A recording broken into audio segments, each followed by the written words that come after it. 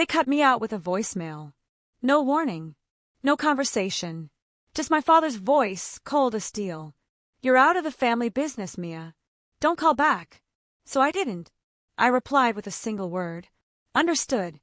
If you've ever been betrayed by the people you trusted most, keep reading. This story, it'll leave you breathless." 2 months earlier, I was in the family boardroom, pulling 12-hour shifts, keeping our real estate empire upright while my brother Ryan coasted on half-baked ideas. I wasn't just part of the business, I was the backbone. Then, out of nowhere, I was erased. Same day I got cut, Ryan got promoted. The irony, he used to come to me to fix the messes he created. Mom didn't even call. Just a text. "Hope you understand. It's for the best. Focus on yourself." For the best? For who? I gave them everything. No weekends. No social life. I missed birthdays, skipped vacations, canceled dates, all for that company. And the moment I challenged Dad on a shady condo expansion, I became disloyal. But I didn't beg.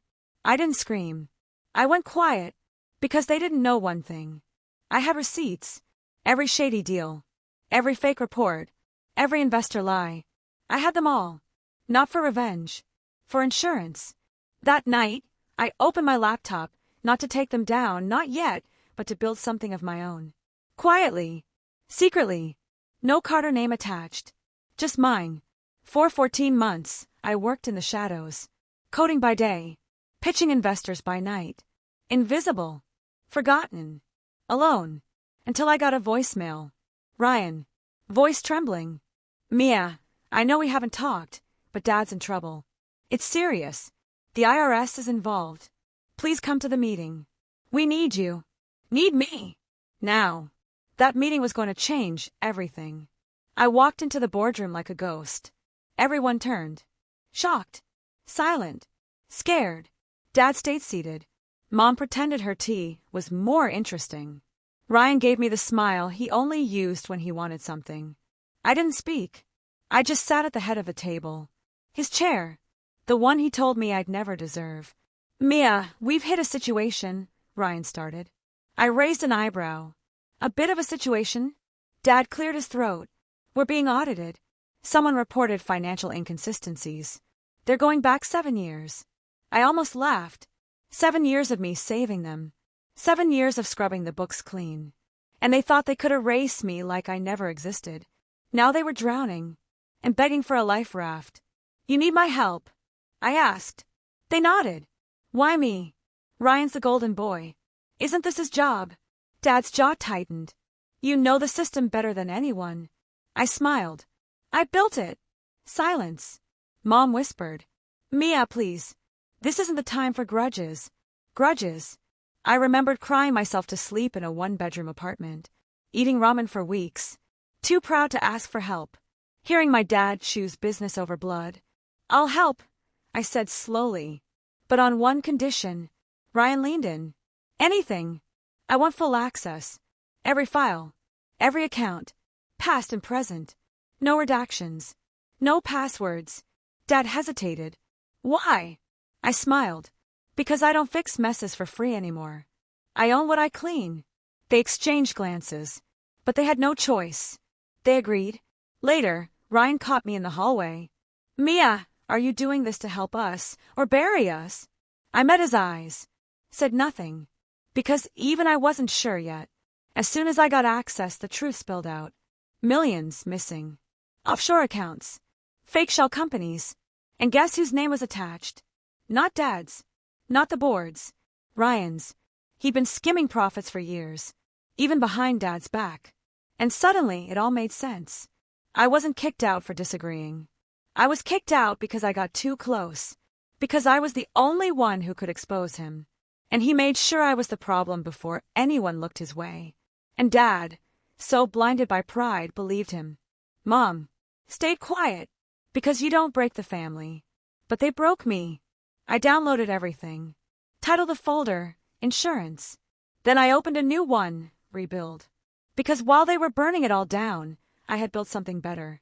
My startup, already pulling 6 figures a month.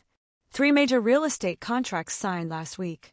One of them, with a luxury condo group that had just rejected my dad. I was becoming a name in the industry they said I was too soft for. But I stayed quiet, because this wasn't about revenge. It was about echoes. I wanted the sound of my success to rattle them. Then came another call. 11:03 p.m. Ryan. Mia, they're freezing our accounts. The audit team, they're asking about a Mia Carter Holdings. Is that you? I smiled. They're saying your company just submitted a buyout offer for 2 of our key properties at half the market price. They're asking if you're the one backing the firm stealing our clients. I didn't say a word. He was unraveling. Mia, you can't do this. We're family. You don't destroy your own family. You destroyed it, I said, calm and clear, the day you lied about me. Then I hung up, because the next morning I wasn't walking into that office as a daughter. I was walking in as the new owner. I didn't wear revenge. I wore power. A tailored navy suit. Clean ponytail. No makeup. Just purpose. I walked into the same glass building where I used to be told to stay in my lane. Not today. Today I own the road. The receptionist stuttered when she saw me, and I just smiled. Mia, you're here for? I smiled at the receptionist. The meeting, she asked, hesitating. With Mr. Carter. I handed her a crisp copy of the acquisition notice. No, I said. About Mr. Carter. Then I walked past her and into the conference room. Inside, the board had already gathered. All the same faces that voted me out, now fidgeting in nervous silence. Dad sat at the head of the table, rigid, red-faced. Ryan looked like he hadn't slept in days. Mom didn't even lift her eyes. I dropped a file onto the table. You have 48 hours to vacate the properties listed on page 2. The remaining assets, if you don't contest the buyout, will be transferred to Carter Holdings, LLC. I paused. Let it sink in. Which, by the way, I now control. Dad's voice cracked. You're bluffing. Try me, I replied, sliding the signed investor agreements across the table. You've been outmaneuvered, legally, quietly, completely. Ryan stood, fists clenched. You wouldn't do this. We're family, Mia. I turned to him. Come. Certain. You made me family when it was convenient. You made me competition the moment you pushed me out. His jaw tightened. You'll regret this. I walked to the door, then looked over my shoulder. I already did. Every night I cried myself to sleep, thinking I lost everything. But now I see it clearly. You didn't take anything from me. You freed me. And I left. Not with bitterness. Not with tears. But with the quiet power of someone who built her kingdom out of the bricks they threw at her. Outside, my driver stood beside a black car etched with gold initials. MCH, Mia Carter Holdings. And that was only the beginning. 3 weeks later, the headlines exploded. Disowned daughter, now CEO, how Mia Carter took her family's empire from the outside in. The story went viral in under 24 hours. Investors called. Former employees reached out, asking to join my company. Reporters waited outside my building, begging for interviews. But I stayed focused. This wasn't about fame. It was about freedom. One morning, a text came in from an unknown number. Mia, it's Mom. We saw the article. Your father isn't doing well. Everything's falling apart. We never thought it would end like this. I stared at the screen. Not because I didn't know what to say, but because, for the first time, I felt nothing. No anger. No sadness. No hunger for revenge.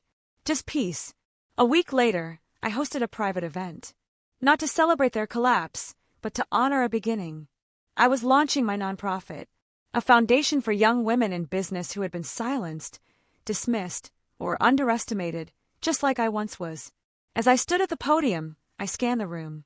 Investors, mentors, friends, people who believed in me without needing a shared last name.